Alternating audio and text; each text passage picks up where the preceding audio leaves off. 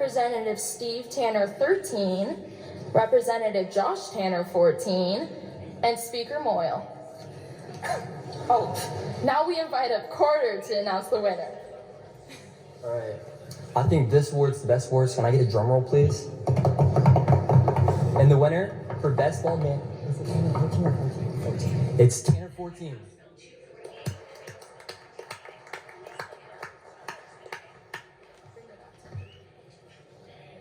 Okay, moving forward, we have a very heavily debated topic. Now for the snackiest representative. The nominees are Representative Rod Furness, Representative Mike Pohanka, Representative Jeff Cornels. Have you seen their drawers? Because both of them are full. Representative Chris Mathias, and Representative Joe Palmer, and we include an honorable mention for the pizza yesterday. Now we invite Hannah to announce the winner. And our winner for the snackiest representative goes to Representative Chris Mathias.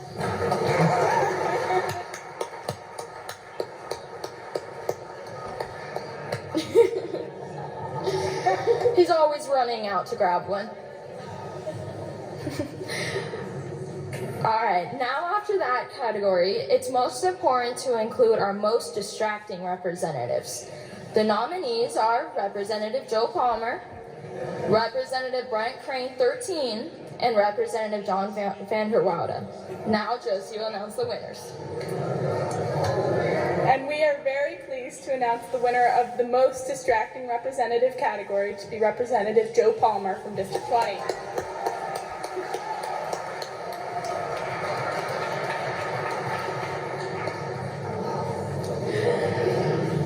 Okay, now after those categories, we'll tone it down a little bit, and we'll give an award to the representative who was the most generous snack provider.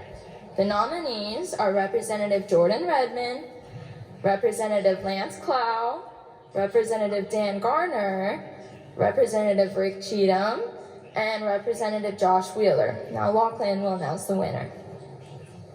I just want to say there was a lot of thought that went into this because, you know, I like to eat myself, so I was considering this hard and long. He eats a pack of Oreos a day. Yeah.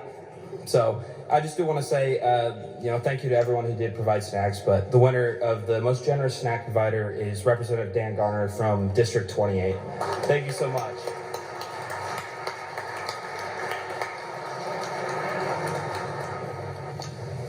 Alright, now for this category that also can be very controversial depending who you ask. We now have the representative with the best hair. The nominees are Representative Barbara Heard, Representative John Schertz,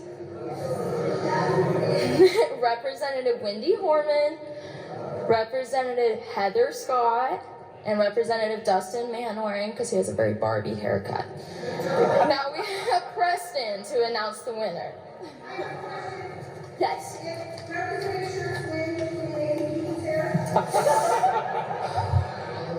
We might have to go at ease for this pages to decide that. I think we all already know who won. The representative with the best hair in the House is Representative John Schertz.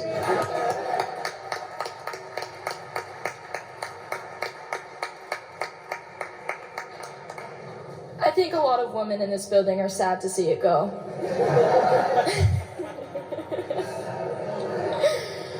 Nearing the end, we have the best noun name. Our nominees are Representative Monica Church, Representative Cornel Razor, Representative David Cannon, Representative Steve Birch, and Representative Ted Hill, who didn't make it. Oh, now we have Ellery. All right, so our representative was For best noun name. for best noun name. A lot of your names double as words, and so we thought someone's got to have the best noun name here. And this award will go to Representative Monica Church for being the representative with an awesome name that doubles as a word. Okay, and for the last award given by the Pages, we have the Pages Choice Award. This one was really hard because I talked to a lot of people and it's hard for me to pick a favorite, and all of us to pick a favorite. But after thoughtful consideration, here's our nominees. Representative Gerald Raymond, Representative Kevin Andrus, Representative Mark Sodders, and Representative Sean Digert, and Representative Marco Erickson. And now I'm announcing this winner. The representative that was the Page's Choice Award goes to Representative Mark Sodders.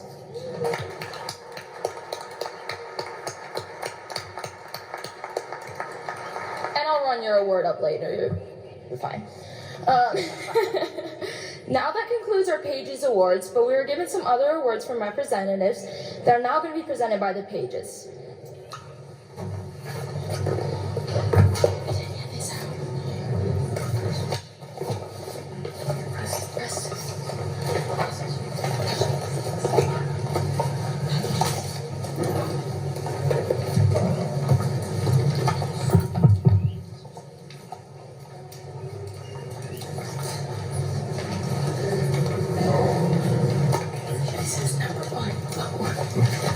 Okay.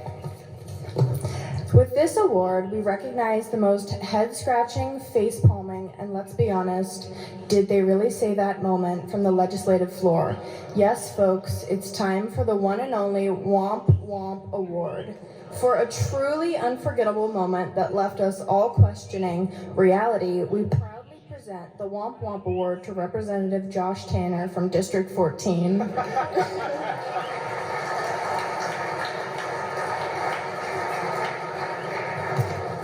Ladies and gentlemen, it is with great drama and a heavy heart that I present this year's most theatrical performance on the House floor.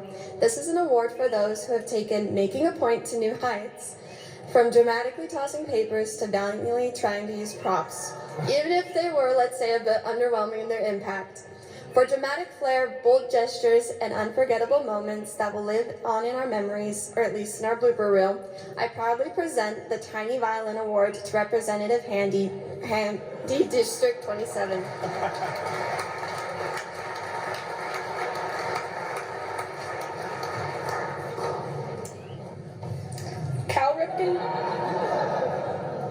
Cal Ripken Jr. became a legend by showing up to 2,632 games in a row, proving that sometimes just showing up is half the battle. Here in the Idaho legislature, we have our own Iron Man, but instead of stepping up to the plate, this legislature has been stepping up to the Health and Welfare Committee for 13 straight days, presenting bill after bill, and yes, after bill. Some might call it endurance, others might call it dedication, and some might just call it a hostage situation. At this point, it's unclear whether if they just don't know when to stop or if they're secretly trying to outlast Representative Redmond. Either way, in honor of their legendary stamina, I present the Cal Ripken Award to Representative Healy, District 15.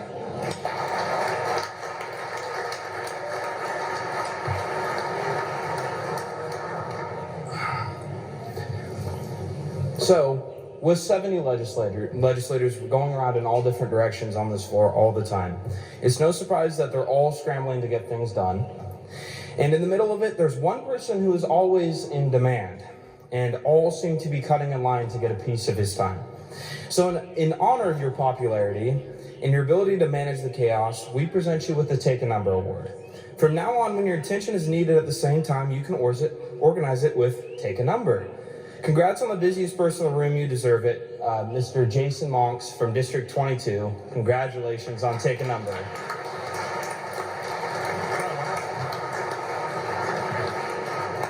In the world of legislation, things can sometimes feel like a game of tetherball. One minute you're getting wrapped up in a whirlwind of ideas, and the next you're getting whacked by a curveball of a new proposal. But there's one legislator who managed to master the game, dodging the hits, keeping their cool, and staying in the game no matter how many times they get pulled around the pole. Whether it's grappling with unexpected amendments, or swinging back with quick thinking, or just keeping everyone in the game, you've proven that no matter how tangled things get, you always know how to stay in the fight. Congratulations. Here's to keeping the ball in play and never letting it hit the ground. Representative Jeff Ehlers.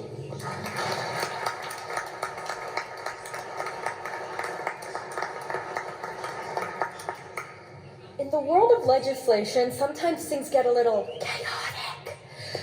Debates get heated, rules are bent, and order seems like a distant dream. But when all seems lost and the floor is in total disarray, there's one legislator who steps in like a seasoned prosecutor, ready to bring everything back to order. With the precision of a detective and the tenacity of someone who's watched every episode of Law & Order, this legislator has become the undisputed authority on keeping the floor on track and making sure the rules are followed, no matter how many plot twists come our way. So in honor of your ability to restore order to legislative chaos, we proudly present you with the Law & Order Award. Congratulations, dum dum, Representative Crane from District 13.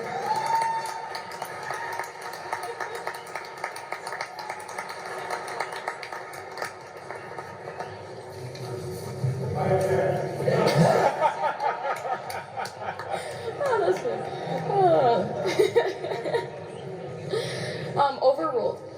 And now coming to the end, I would like everyone here that was willing to sit through their seats before we had to motion for a call of the House. I would also like to thank Preston for drawing the pictures for the Pages Awards, and I'd also like to thank Teresa for helping get these awards organized and putting in a ton of work. The Pages now will be adjourned.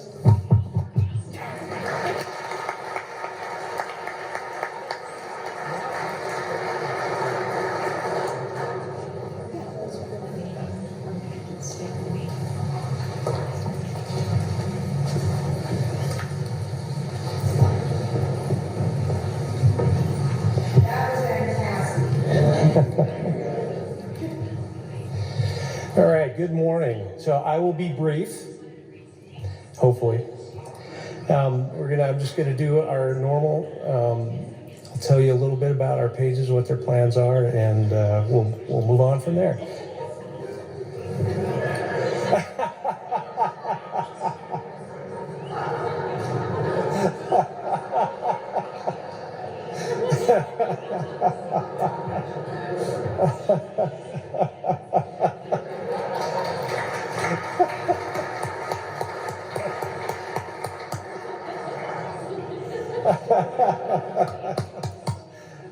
All right, so our first page will be Lachlan Piper.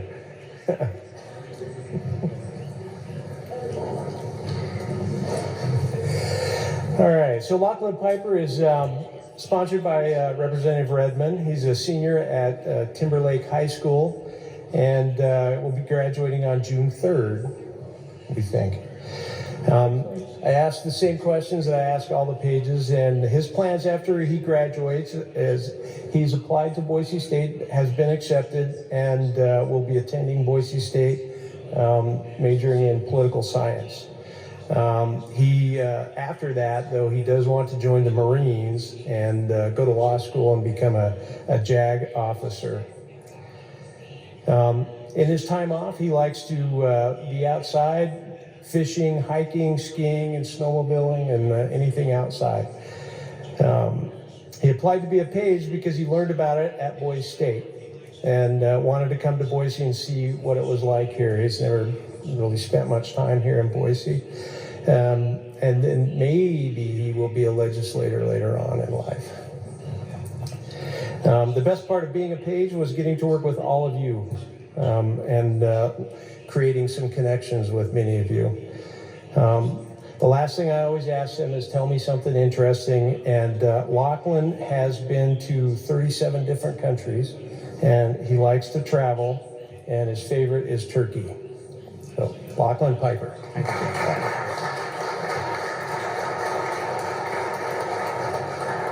Teresa.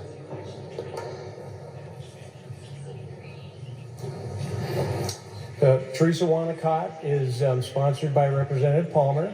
She's homeschooled and graduates on May 21st. Her plans after she graduates is she's going to take a gap year.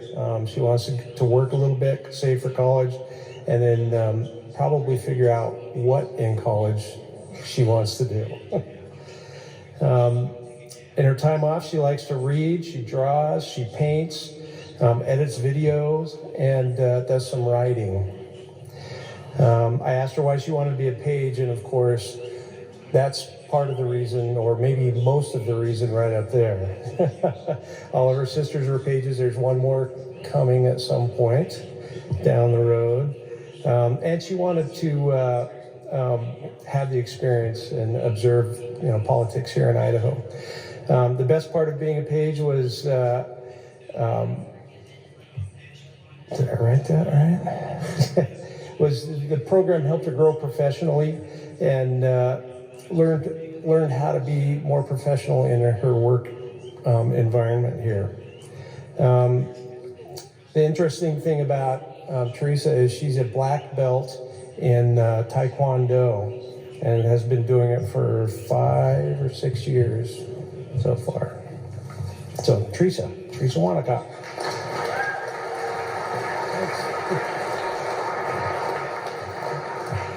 Ellery.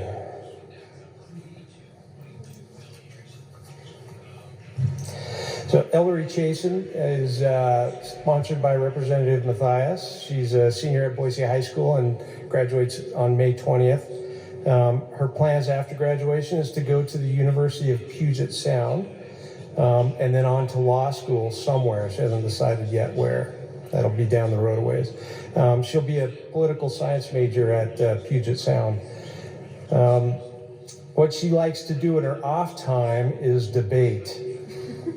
Doesn't sound like a lot of fun to me. But she also likes to shop, and fashion. She likes fashion. So she has 2 jobs to pay for her shopping. She applied to be a page because she enjoys politics and debate, and she likes finding middle ground. So the best part of being a page was to learn sort of what it's like to be in the minority party here in Idaho, and realizing how you guys do what you do and how hard it is. The interesting thing about Ellery was she used to dance competitively, and although it caused problems with her feet now. So Ellery Chasen.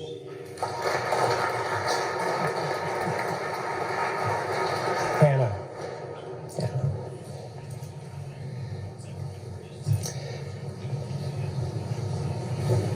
So Hannah Van Orden is sponsored by Representative Raybould. She's homeschooled, and she graduates in May, but doesn't have a day yet or a date quite yet. After she graduates, she's going to go to Rexburg to work, and then she wants to get her EMT certification and become a paramedic, and probably through a trade school program. In her off time, she rides dirt bikes, likes hiking and exploring in the outdoors. She applied to be a page because she thought it would be a great experience, and a friend knew about the program. They weren't a page though, were they? No. And talked her into it. Best part of being a page was getting to meet everybody here and working here in the Capitol. The interesting thing about Hannah is she's a high school wrestler, and she just missed out this year on the state tournament. She got 4th in 3 go, so unfortunately. So Hannah Van Orden.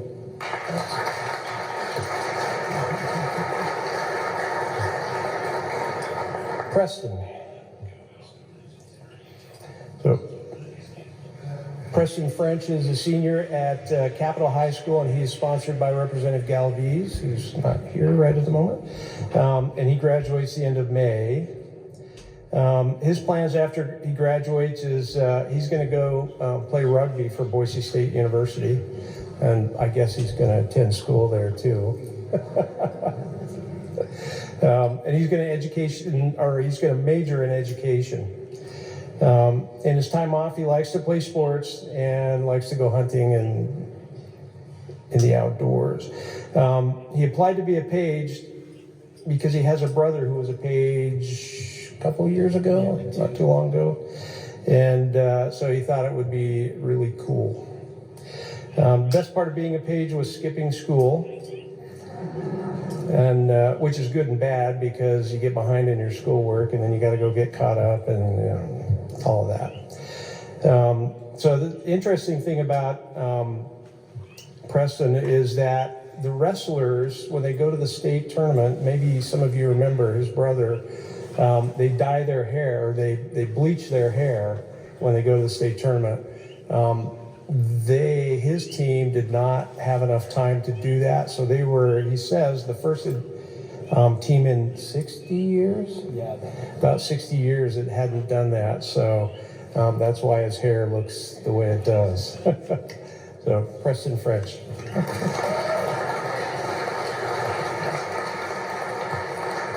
Raya.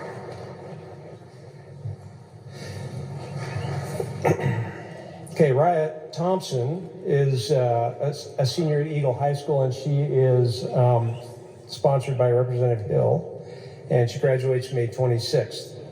She is planning to attend Grand Canyon University in Phoenix and major in criminal justice, and eventually go to law school somewhere as well. In her time off, she likes to play lacrosse, and like many of the others, she likes being outside in nature. She also likes shopping. She applied to be a page because she wants to be a lawyer and wants to actually experience government in Idaho, and then also wanted the time off from school. The best part of being a page was being able to talk to all of you and learning the legislative process.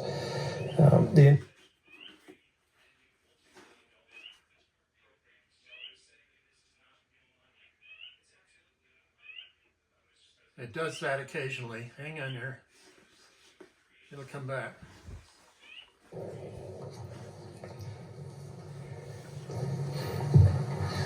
All right, Carter Durst is sponsored by the speaker. He's a senior at Wiesbaden High School in Germany. So I would have, at one time, up until last year, I would have said Carter came the furthest to be here as a page, but I think maybe Bowden came a little further since he came from the Ukraine last year. But anyway, Carter, so at the end of this week, he's going back to Germany, right? Fortunately. And he'll be graduating in May 30th. He's going to come back, though, and attend Boise State University and major in political science. In his time off, he likes to fish, travel, and talk politics, which maybe many of you already know. Not a good thing for this job. He applied to be a page because he wanted a better understanding of how our state government works. The best part of being a page was having access to you all and being able to talk to you and learn from you and seeing how things worked here, and the free food out in the rotunda. Tell me something interesting about you. He was able to intern for any representative this summer, if any of you are interested, and he'll come back from Germany for that. So, Carter Durst. This one.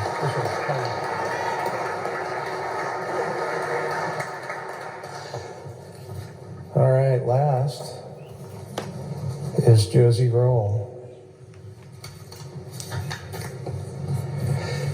So Josie is a senior in Moscow High School. She graduates on June 6th, and she is sponsored by Representative McCann, who's also not here. Her plans after she graduates is college, but she doesn't really know yet. Maybe Oregon Tech. She wants to find a good pre-med program and then off to medical school. So Oregon Tech, I think, has offered a scholarship. Is that right? Yes. Yeah. What she likes to do in her off time is to hike and bike. She crochets. You may have seen her doing some of that here. And she does do some cooking. Going to Washington, D.C. for that once. She applied to be a page because she's interested in local politics and wants to get involved. This is the first step. and our government teacher advised her to come. The best part of being a page was getting to meet all of you and listening to the debates. The interesting thing about Josie was she once went to a Navy ROTC camp and learned how to fly an airplane all the way to Pensacola, Florida for that. So, Josie roll.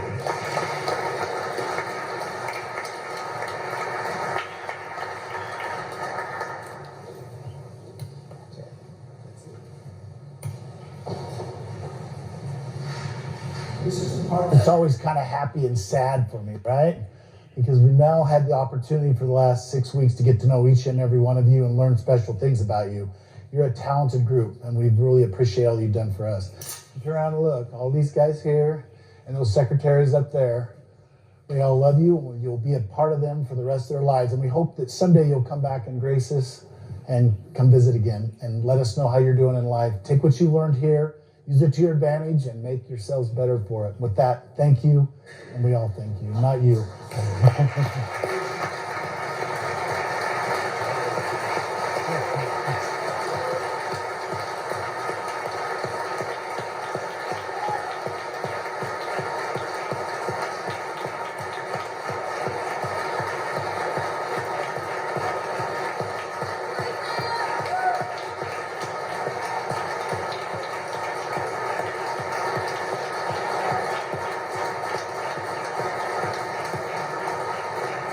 It's always fun to get to know these pages.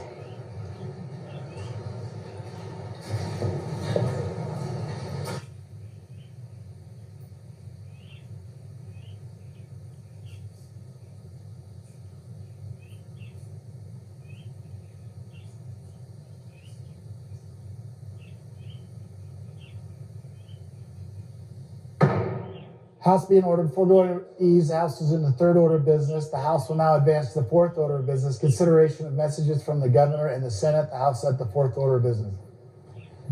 From the Office of the Governor, March 24th, 2025. Dear Mr. Speaker, I have the honor to advise you that I have signed on March 24th, 2025, and am transmitting to the Secretary of State the following House bills to wit.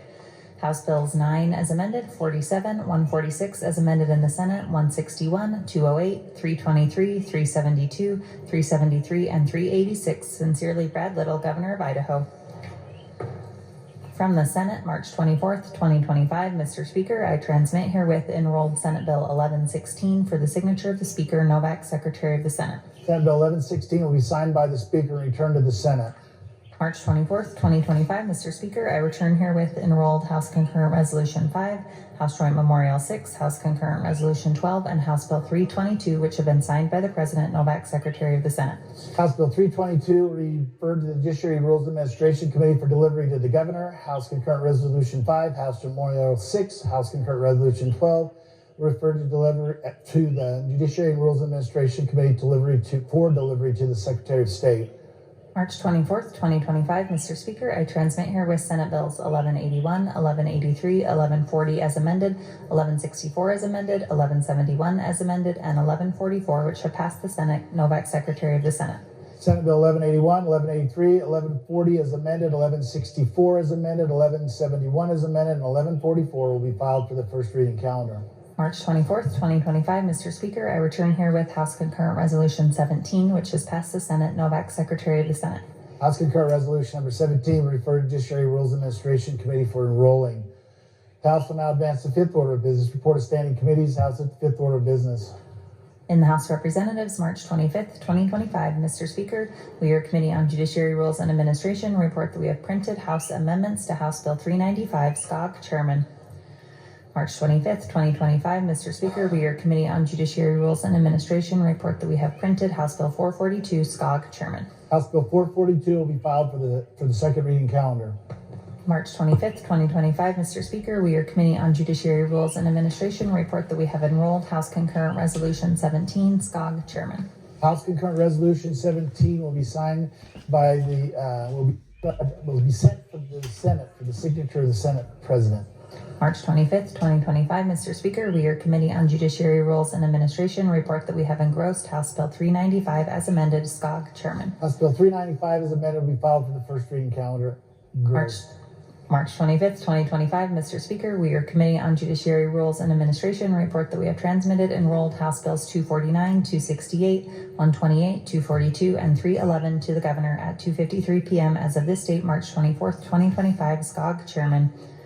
March 25th, 2025. Mr. Speaker, we, your Committee on Revenue and Taxation, report that we have had under consideration House Bill 436 and Senate Bill 1167 and recommend that they do pass. Canon. Chairman. House Bill 436 and Senate Bill 1167 will be filed for the second reading counter. Without objection, the House now advance to 8th order of business. First reading of bills and joint resolutions. The House is at the 8th order of business. In the House of Representatives, House Bill 443 by Appropriations Committee, an act relating to the appropriation to the Office of the State Board of Education, appropriating additional monies to the Office of the State Board of Education for fiscal year 2026, authorizing additional full-time equivalent positions, providing direction on the use of appropriated funds, providing for a report on achieving credit and transcript mobility, providing for a transition to outcomes-based funding in higher education for the college and universities, providing for a transition to outcomes-based funding in higher education for the community colleges, providing reappropriation authority for the American Rescue Plan Fund, appropriating additional monies to the Office of the State Board of Education for fiscal year 2025, providing for conditions, limitations, and restrictions, and declaring an emergency and providing effective dates. House Bill 444 by Appropriations Committee, an act relating to the appropriation to the Department of Lands, appropriating additional monies to the Department of Lands for fiscal year 2026, reducing the appropriation to the Department of Lands for fiscal year 2026, authorizing additional full-time equivalent positions, appropriating and transferring monies from the general fund to the Fire Suppression Deficiency Warrant Fund for fiscal year 2025, directing the use of the Abandoned Mine Reclamation Fund, providing for conditions, limitations, and restrictions, and declaring an emergency and providing effective dates. House Bill 445 by Appropriations Committee, an act relating to the appropriation to the Department of Water Resources, appropriating additional monies to the Department of Water Resources for fiscal year 2026, authorizing additional full-time equivalent positions, appropriating and transferring monies from the Revolving Development Fund to the Aquifer Planning and Management Fund for fiscal year 2026, appropriating and transferring monies from the General Fund to the Water Management Fund for fiscal year 2026, providing reappropriation authority for the ARPA State Fiscal Recovery Fund, directing that monies appropriated for general stream adjudications count toward filing fees for fiscal year 2026, directing the use of funds for Water Management Fund projects, providing for conditions, limitations, and restrictions, and declaring an emergency and providing an effective date. House Bill 446 by Redmond, an act relating to ivermectin, amending Chapter 1, Title 37, Idaho Code by the addition of a new Section 37.135 Idaho Code to provide that ivermectin may be sold or purchased without a prescription or consultation with a healthcare professional, and declaring an emergency and providing an effective date. House Bill 447 by Ways and Means Committee, an act relating to education, amending Section 72.1204 Idaho Code to define terms and to revise definitions, amending Section 72.1205 Idaho Code to provide provisions regarding the Idaho Launch Grant Program, amending Section 72.1206 Idaho Code to revise provisions regarding the In-Demand Careers Fund and declaring an emergency and providing an effective date. House Bill 448 by Appropriations Committee, an act relating to funding of the Department of Finance, appropriating additional monies to the Department of Finance for fiscal year 2026, authorizing additional full-time equivalent positions and declaring an emergency and providing an effective date. House Bill 449 by Appropriations Committee, an act relating to the appropriation to the Public Schools Educational Support Programs Division of Central Services, appropriating additional monies to the Public Schools Educational Support Programs Division of Central Services for fiscal year 2026, appropriating general fund monies for transfer to the Public School Income Fund, clarifying the original fund source for expenditures in the Public Schools Educational Support Programs Division of Central Services for fiscal year 2026, and declaring an emergency and providing an effective date. House Bill 450 by Appropriations Committee, an act relating to the appropriation to the Department of Fish and Game, appropriating additional monies to the Department of Fish and Game for fiscal year 2026, providing reappropriation authority for projects, providing reappropriation authority for depredation funds, appropriating additional monies to the Department of Fish and Game for fiscal year 2025, and declaring an emergency and providing effective dates. House Bill 443, 444, 445, 446, 447, 448, 449, and 450 will refer to the Judiciary Rules Administration Committee for printing. From the Senate, Senate Bill 1181 by Judiciary and Rules Committee, an act relating to public defense, providing legislative findings and intent, amending Section 11105 Idaho Code to revise a provision regarding a charge for a transcript and to make technical corrections, amending Section 162009 Idaho Code to revise a provision regarding counsel being provided and to make technical corrections, amending Section 196005 Idaho Code to provide for certain powers and duties of the State Public Defender to revise a duty of the State Public Defender and to make technical corrections, amending Section 1960-06 Idaho Code to revise a provision regarding district public defenders, amending Section 1960-08 Idaho Code to revise provisions regarding indigent public defense and the role of counties, and to remove provisions regarding Public Defense Commission rules and the transition of public defense services, amending Section 1960-09 Idaho Code to revise a provision regarding representation by an attorney to provide that the Office of the State Public Defender shall be required to provide indigent defense services only in certain cases, and to make a technical correction and declaring an emergency and providing an effective date. Senate Bill 1183 by State Affairs Committee, an act relating to wildfire mitigation standard of care, amending Title 61 Idaho Code by the addition of a new Chapter 18, Title 61 Idaho Code, to establish provisions regarding wildfire mitigation standard of care and declaring an emergency and providing an effective date. Senate Bill 1140 as amended by State Affairs Committee, an act relating to highways and bridges, amending Section 4103 Idaho Code to define a term and to make technical corrections, amending Section 4117 Idaho Code to define a term and to make technical corrections, amending Section 4207 Idaho Code to revise provisions regarding violations and to provide for public employee protection and declaring an emergency and providing an effective date. Senate Bill 1164 is amended by State Affairs Committee, an act relating to the Idaho Building Code Act, amending Chapter 41, Title 39 Idaho Code by the addition of a new Section 394117 Idaho Code to provide for the processing of building permits and timely review and declaring an emergency and providing an effective date. Senate Bill 1171 is amended by State Affairs Committee, an act relating to the Fetal Heartbeat Preborn Child Protection Act, amending Section 188807 Idaho Code to establish provisions regarding a civil cause of action when an abortion has been attempted or performed, and to make technical corrections and declaring an emergency and providing an effective date.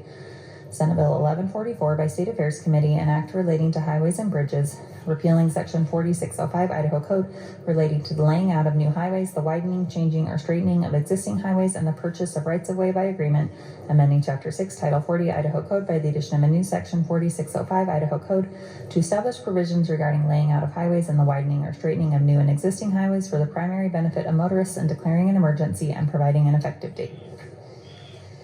Senate Bill 1181 and Senate Bill 1171 is amended and referred to Judiciary Rules Administration Committee. Senate Bill 1183 will refer to the State Affairs Committee. Senate Bill 1140 is amended, and 1144 will refer to the Transportation Committee, and Senate Bill 1164 is amended and referred to the Business Committee. Chairman Cole.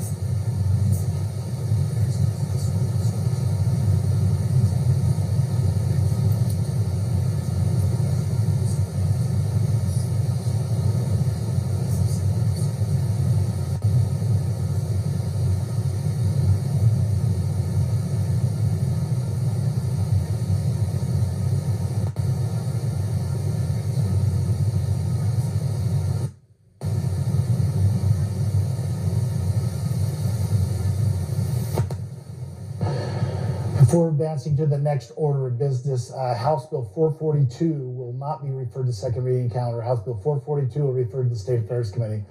The House will now advance to the ninth order of business. First reading of engrossed House bills. The House at the ninth order of business. March 25th, 2025, House Bill 395 as amended by State Affairs Committee regarding public utilities. House Bill 995 as amended will be filed for the second reading calendar. The House now advances to 10th order of business. Second reading of bills and joint resolutions. House at the 10th order of business. March 25th, 2025, Senate Bill 1087 as amended by Health and Welfare Committee regarding medical records. House Bill 398 by State Affairs Committee regarding lobbyists. House Bill 236 as amended in the Senate by Education Committee regarding education. House Bill 185 as amended in the Senate by Judiciary Rules and Administration Committee regarding Idaho State Police.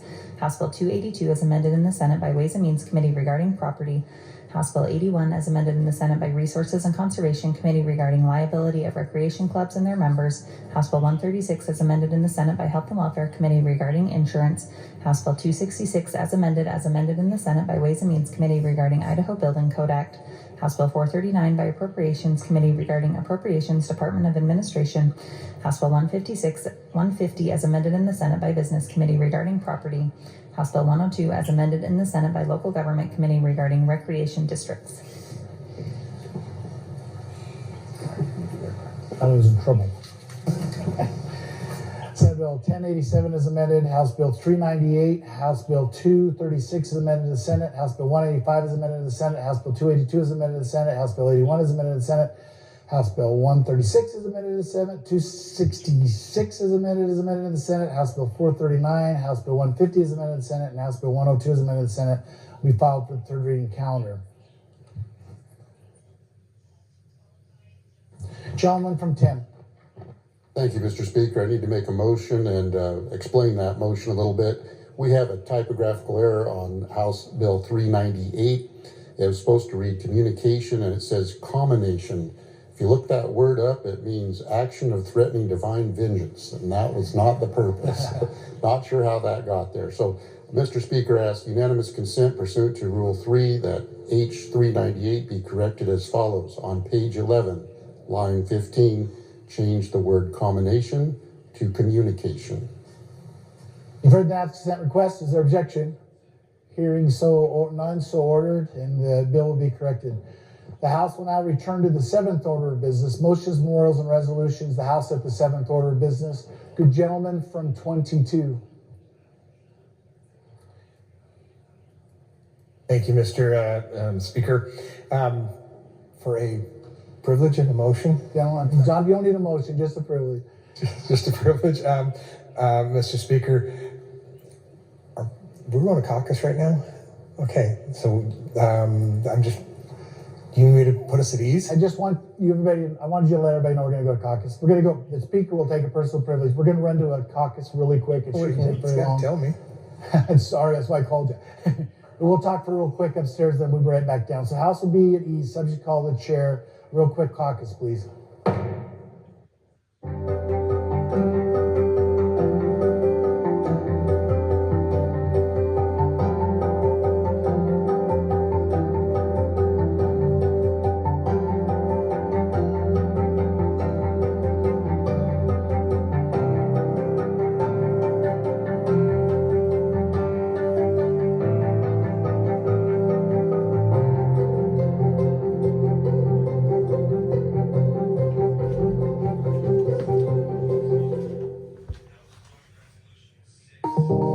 Calendar, pick up a bill here before we go to lunch, and then after that we'll be coming back to continue our work this afternoon. With that, Mr. Speaker, I move that all rules interfering with the immediate consideration of House Bill 398 be suspended, making it possible for the immediate consideration of House Bill 398. Lady from 18. Mr. Speaker, I second the motion. Thank you, lady, for the motion. It's not available motion. Requires 2/3 of the body or 47 votes to pass. Clerk will mark the machine. Members will cast their votes.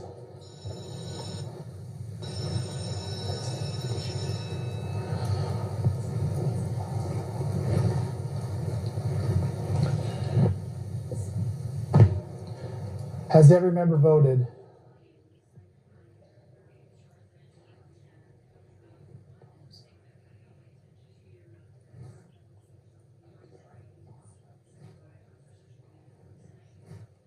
Members change their vote. Clerk will lock machine, record the roll. 60 ayes, 2 nay, 8 absent and excused. More than 2/3 of the body having voted in favor of the motion passes, and the House will have under consideration House Bill 398. Good gentleman from 10.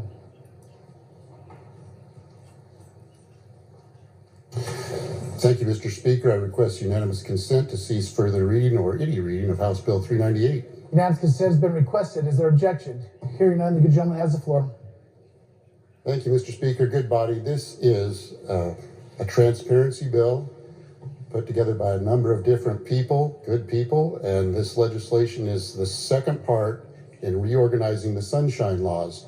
Right now, the sunshine laws, which were brought to us in 1974 by a citizens' initiative, are a bit confusing. Lobbyists and elections are all mixed into one. This helps clarify a lot of it so an ordinary citizen can open up the book from the Secretary of State and understand what's going on and how things work. This legislation separates the two, and and we're going to get into that. There's not much of serious changes, but I'm going to talk about those that are serious changes and significant. So first, 74 and I know it's a big bill, that it's because we're putting everything together. And the first part of the bill, you'll see a lot of things lined out, is because they're redefined later in the bill. So that doesn't mean those things are disappearing or those requirements so much. So first, definitions of indirect lobbying. That's really important because that happens a lot, and there's no accountability right now for a lot of our indirect lobbying that happens year-round. The definition is clear, that it's already captured in Idaho code somewhat, but it's made better. The definition is, quote, indirect contacts and attempts to influence legislation by attempting to affect the opinion of the public with respect to legislation and encouraging the audience to take action with respect to the legislation, unquote. Not complicated. It gives examples of emails, texts, direct messaging, billboards, door-to-door TV, radio, online ads, and social media. Now, if you want to just do that and you're not a lobbyist and you're not spending money, that's fine. But if you start to spend money, then you're going to need to report to the Secretary of State that you're doing that as an organization or a lobbyist. Again, 74-504 sub 1 in this bill requires monthly reporting for all registered lobbyists, not all persons, all registered lobbyists year-round. Reports are due 15th on the 15th of each month, as they are now during session. Lobbyists do that now in session, but they don't have to do that the rest of the year. And you know, and I know, that there's lobbying direct and indirect that goes on year-round. This requires a 48-hour reporting period for indirect lobbying expenditures $100 or more if the lobbyist pays for it. And that way, people can see what is going on. We want transparency so we know where the lobbying is happening, and it's a lot of it from in-state and out of state. State entities to be included in this bill, which have not been so much in the past. This now includes state universities. Right now, our state universities can lobby, and they don't have to tell anyone what they're lobbying about, what they're lobbying for. Now they're going to have to do that just like the other lobbyists if they're lobbying our state lawmakers for or against a bill or for something going on. And I think that's important to level things up there. The expenditure is distributed to or viewed by the public, so we can all see that. This is in addition to the regular reporting that's going on. State entities will now include the universities. That is one of the highlights of this bill. I like our universities, but they need to be reporting their lobbying efforts. Duties of a lobbyist requires a paid-for statement on any public communication sent by a lobbyist or an organization with a registered lobbyist. Some of these things only apply to lobbyists, and there's been some misconstruing of the bill that applies to non-lobbyists. If applicable, the organization must include that the communication is, quote, an attempt to solicit funds where appropriate. Again, this is a transparency bill. We need this. Our public citizens and we don't know where that lobbying is taking place right now year-round. We know that it happens, indirect or direct. So I ask for your green light on this bill. You've heard the motion. Is there further debate on the motion? Gentleman 24. Thank you, Mr. Speaker. Will the good gentleman from District 10 stand for question? Gentleman 10 yield to question. Gentleman yields. Thank you, sir. Gentleman wants to ask you a question he does not know the answer to, too. Absolutely. In the section that refers to indirect lobbying, it says not limited to. Can you give me an example that is not listed in reference to not limited to? Did you refer to the line number and page number? Gentleman from I don't have the bill in front of me. Can you tell us where that's at in the bill? I can open it, if you don't mind waiting. Or I could jump to a...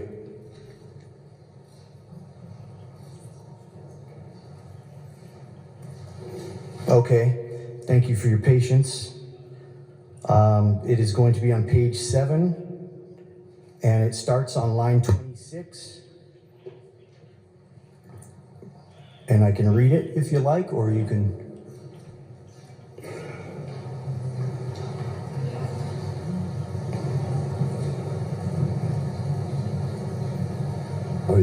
Mr. Speaker, good job. Jump 10. Are you finished with your question? I'm sorry. Oh, the question is, in referring to indirect lobbying, in that section, it talks about shall include but not limited to. Can you give me some examples that are not listed Gentleman 10. of indirect lobbying? Mr. Speaker, good representative, that's a common legal term, including but not limited to, that we see in almost all of our, not all, but most of our contracts in law, whether it's real estate or anything else. So along this same general area, if the intent is to influence legislation, then it's going to be included. Thank you. Will the gentleman yield for one more question, Mr. Chairman? Gentleman 10 yield for another question. The gentleman yields. Good gentleman 24. Thank you, Mr. Chairman. Thank you, good gentleman from 10. I appreciate that. Let's say a small group of citizens in an HOA, fairly large HOA, get together. There's an HOA bill coming down the pike at the Capitol, and they print off some door hangers. Door hangers are fairly expensive these days, and to cover all the houses, they spend over $100, which this bill refers to. What happens when that group of concerned citizens unintentionally violates that rule? How does that play out? Gentleman from 10. Mr. Speaker, good gentleman, I don't know that anything would happen at all. First, somebody'd have to complain to the Secretary of State. He doesn't have time to deal with an HOA that's passing out flyers. But what often happens with our Secretary of State, if any one of us does a violation, it's simply a phone call or an email. Hey, this is a violation. Just want to let you know, don't do this again. To debate 24. Thank you. To debate the bill, if I could. Gentleman has the floor. Thank you, good gentleman from 10. I think that's a good example of the possible loopholes this bill opens, and really a lot of the unintended consequences. I think there's an old saying, zeal without knowledge is dangerous, and I know what we're dealing with here is a bill that's a knee-jerk reaction to a lot of really true issues and serious issues that have been going on. I just worry that we take an approach that's a little too broad, a little too sweeping, and has some overreaching capacities or abilities. I worry about the small burden, or the burden this does place on small advocacy groups or church groups or concerned citizens, or the grassroots people that we all so desperately depend on in our campaigns. I'm also worried about a lot of the free speech issues that we're dealing here with terms like indirect lobbying and who interprets that, or even the term lobbying family members. What is that about, and who makes that decision? I also worry about the expansive bureaucracy that this no doubt will create when it comes to oversight or staffing and all the extra IT that comes down the pike with this bill. I also worry about the ability of this being used as a political weapon, picking and choosing which lobby firms, succeed. The small guys without as much legal resources can't navigate around some of these loopholes. Big ones can. Where do we go with this? Big groups being benefited because maybe they paid a little bit more, or small groups being scrutinized more. This bill opens such a Pandora's box that I cannot, in good conscience, even under the name of transparency and a good cause and a good heart behind the bill, get a green light on this bill. How about interpretation and enforcement? Where do we go? I think we just easily came with a loophole and how you could slide through the cracks. So for that, I'm just going to ask the body to take a step back and reconsider and possibly refine something that could be good and utilized and honed in for a worthy cause. But at this point, I just ask us to take a step back, and I'm going to ask for your red light on this bill. Thank you. For discussion on the motion. Gentleman from 11. To debate, Mr. Speaker. Gentleman has the floor. Thank you. So, I know that this bill was printed, I believe, on March 11th, so it's been out for several weeks. Typically, when I am reviewing bills that come up on second reading and then third reading, I make it a special point to go in and read the entirety of the bill, especially the parts that have changed, the proposals, the repeals.